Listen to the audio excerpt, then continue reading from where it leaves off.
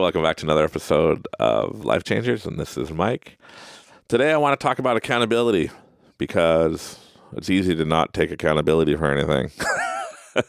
And that's one thing I've learned how to do. Maybe, I don't know, not that recent, but I don't know. We always blame somebody for something, and even if it's good, people will be like, well, I did this, so then therefore something good happened.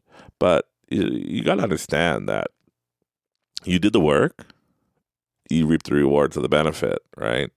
If you worked out, you start working out every day, and you get fit, hey, kudos to you. You put in the work. It's your accountability. Like, you did it, not the trainer, not the food diet you're on or anything like that. Is like you worked your butt off and got that done. And it also works the other way. Right? Like in my instance, in my last episode, you heard me talking probably about how, like, rock climbing, and I used to go paintballing all the time and stuff like that. So yeah, here's a little story about paintballing. I love paintballing. I haven't done it, I'm going to be honest, in about 20 years. That's how much I love it. And I work with a lot of, recently started working with paintball podcasts and paintball groups. And it's awesome. I love paintballing. I should get back into it. But you got to remember, I was young, and me and my buddy, we started around rock climbing time. I was around 14, probably like 13, 14. My buddy, his dad's like, have you ever been paintballing? I'm like, no. Because you got to understand, like, I'm going to talk a lot about my buddies and hanging out with them because they had money. I couldn't afford to do any of this stuff. So they treated me out. They're like, yeah, we're taking you paintballing. I'm like, yeah, this is awesome. Because when I was younger, as you know, grew up really poor, but we could all have debates who's the poorest, but we all have our experiences, and my experience was I wanted something, my dad says, sorry, couldn't afford it, I'm poor, and he'd verbally tell us how poor we are all the time and tell us how we're going to stay poor and stuff like that. But anyways, I digress. So we're out paintballing, and we were really good. I'm now, like, it's been about 3-4 years we've been doing it, so now I'm like 16, almost 17, and we used to go to this place in Quebec. Is on top of a mountain, and there's different, as you know, if you go paintballing, there's different trails, there's different sections. There's one that's like you're in the woods and there's rocks everywhere, and that's it. There's another one where it's literally just a big open field. You could see each other in ditches, but you can't shoot each other until you, like, just run at each other. And there's other ones where it's like obstacle courses, buildings, stuff like that. And people wouldn't like playing with us because we were good. So another group, people were like, hey, we want to join a group. And we're like, hey, you could always join us, like, because we're here every weekend playing. So come on and join us. And some of them were like, you guys are pretty aggressive. Yeah, it was just what we enjoyed it, running around, being fast. I like that. But anyways, one time the, I guess, like, Canadian police SWAT type guys were there. And they're like, yeah, we need to play against other people because the other team, for some reason, couldn't make it up today. But we booked a slot, so we came, and we figured if there's any other groups, can join us. And I was there with my buddy and a lot of our group. His dad was there, and a lot of other people at this point. Like, we kind of made our own little team. And I'm like, yeah, you could join us. We'll take it easy on you, Popo. And they're all, oh, yeah. I'm like, yeah, let's do this. So I'm like, you pick the terrain. He's like, okay, we'll do the buildings, capture the flag style. So there's buildings scattered throughout the place, tires, random stuff, and there's 2 tall, like, buildings, and there's flags in them. So the goal is you got to run across, take out people, take out the guy protecting the flag, get the flag, run it back to your side, and then you win. And I'm like, yeah, that's cool. We know this one. So we split up the 2 groups. Me and my buddy, I took a group. My buddy took another 5 people. I took 5 people. And we're all like, we talked about our strategy, how we're going to come from the sides and flank them. Like, it always works, right? When we play against other people that, I guess, weren't avid paintballers. And we're there, and I'm talking to my people, like, okay, guys, getting them all motivated before the whistle goes off. I'm like, we got this. They might be police officers, but it's been years since they probably you know, been training and anything. Like, they're coming out here for fun. We're going to show them how it's done. Try to motivate everybody. And they're all like, yeah, yeah. And I'm like, okay, the whistle blows, boop, goes off. And then I'm like, okay, I'm just going to poke my head out and we're going to tell everybody where to go. I literally just stick my head out and then all I hear is boo in my ear. And I pull my head in and I look over at people. I'm like, what's going on? You guys hear that? And they're like, I think you've been shot in the head. I'm like, what? So I put my hand up. I step out and I look out there. And they had a freaking sniper in the tower. just pecking off everybody. I look over at the other side. My buddies like thought he could just like, everybody just, as soon as the whistle went, they all started scattering, all taken out. I'm like, holy smoke. In 1 second, there's 4 of us left. I'm dead. Everybody else is dead. And there's 4 guys behind me. And I'm like, well, good luck. So I started, walking away off the field, and then you hear the whistle blow that it's game over. And I'm like, wow, I didn't even make it to the rest point, and we're already wiped out. So then everybody we're all there, and then all the cops come back, and they're like, so you want us to take it easy on you? I'm like, oh, this is on.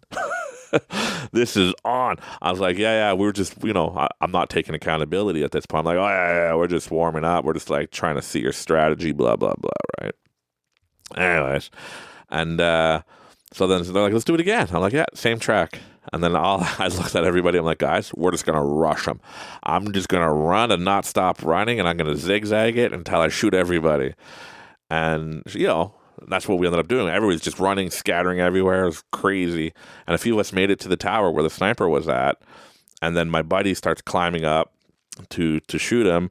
And then the guy turns around, sees him there, and he has another gun. So he says, freeze, or take the shot if you're within 10 feet of each other. So my buddy's like, I'm not taking the headshot. I'm out. And then the guy looked up, and my buddy's dad was there, and he was like going to open fire. And the guy shot and then took him out. Then I just ran as fast as I could, dove, and I just looked up and just opened fire. Just hit the whole thing. And eventually I got shot and I'm dead. And yeah, and then we're all like, oh, we almost won. But I guess it was a real good experience in the sense, like, I was like, okay. And like everybody's just like, what's going on? We're usually the best. You guys are like the best. We're awesome. And I'm like, no, we suck. I said, we're only good, right? In one of the realities, pretty much the reality of when people just come here to shoot once in a while, yeah, we're the best because we're here every freaking Friday. But if we go out with pros and where the teams are, we're probably the bottom of the barrel. That's probably why we never actually registered a team and went out, because we knew we took accountability and that we probably suck compared to those guys because they're out there more often than not. And I know I'm not supposed to be talking about accountability, but I just like this story. I thought I should put it in. So that's why I added here and there. I took accountability for losing. Because it's an awesome story. I had to fit it in somewhere. I'm just going to be honest. Hope you enjoyed that story. But anyways, we'll get back to the meat of things. But yeah, like people just don't take accountability anymore. I'm always afraid that. Why do you think everybody has cameras in their cars now, in their dash cams, and even in the back now? People have cameras watching the back of their car. Why? Well, because if somebody hits you, what's the first thing?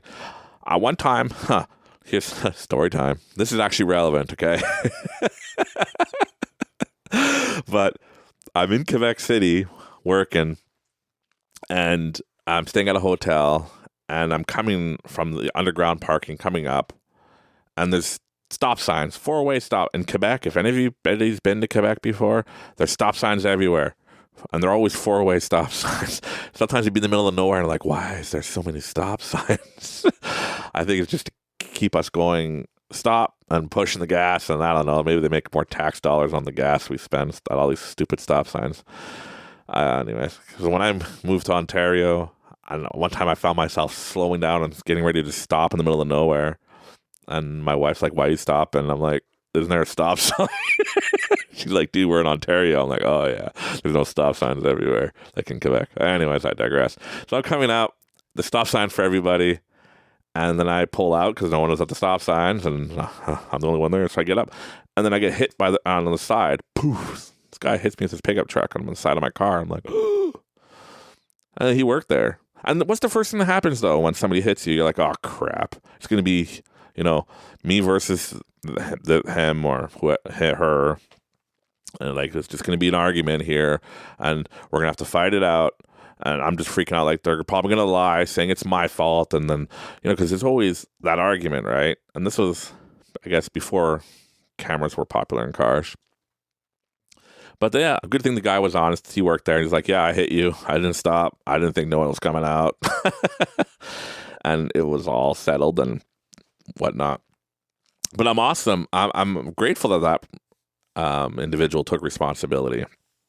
And he it kind of almost seemed like his boss was coaching him to be like, so you hit him? He's like, oh yeah, I blew the stop sign. I didn't think someone was coming out of there. And I took him out. And you're like, you sure? Like, and in Quebec, you don't call the police, right? You just fill out a form. There's forms, everybody, or you could just download on your phone nowadays. But back, then people usually carry forms. I mean, just fill it out, and you both agree on it. And both forms look the same. You sign, and that's it. Unless somebody got injured, then you call the police. So it's that easy. You're not just sitting there going, oh, wait for the cops. I'm gonna sue you. But anyways, that's my greatest fear. Is when somebody hits me, they're just going to blame me. And it's if they have more people in the car that can, or more people around that say like, oh, yeah. If they want to lie about it, they can. That's tough luck for me. And then my insurance premiums are going to go through the roof. And that's just one example of people that don't take responsibility. But another thing is like, I started selling on Amazon when Amazon first came out in Canada and first became popular. And how many people would just buy things and in the end, lie about it to return it for free. And I'm sure everybody's like, yeah, we all do it now. Yeah, but I mean, if you bought something and you didn't read the description, it's your fault that you bought it without knowing if it fit your vehicle or whatever. It's your problem. It's not my problem. I wrote everything there for you. But no, nobody takes accountability anymore. Everybody's just like, well, no, man. Yep. It's not my fault. It's Amazon's fault. It's always Amazon's fault. Even if I buy the wrong thing, it's Amazon's fault. Or it's Walmart's fault that I broke it because I threw it on the floor. Right? I just find that nobody takes accountability that, hey, you know what? I'm going to take accountability. I'm fat. I got big because it's not that I consciously chose to, but I subconsciously made decisions and I consciously made decisions, and now I'm a bigger guy. Hey, I understand that. I used to be like athlete, run, doing everything. Now I'm traveling a lot, sitting around a lot. So of course I got to make the decision, take accountability, and be like, oh, because one of my buddies today were telling me that, hey, did you know that if you get to a certain weight, it's a disability? He's like, you get free money from the government, and the being obese is a disease now. It's not your fault. I'm like, no, it's my fault. I know I'm not obese. Well, I don't think I am, but I'm probably 100 pounds overweight. And it's my problem. It's my fault. If I make a bad financial decision, it's my fault. I can't blame McDonald's for making me fat.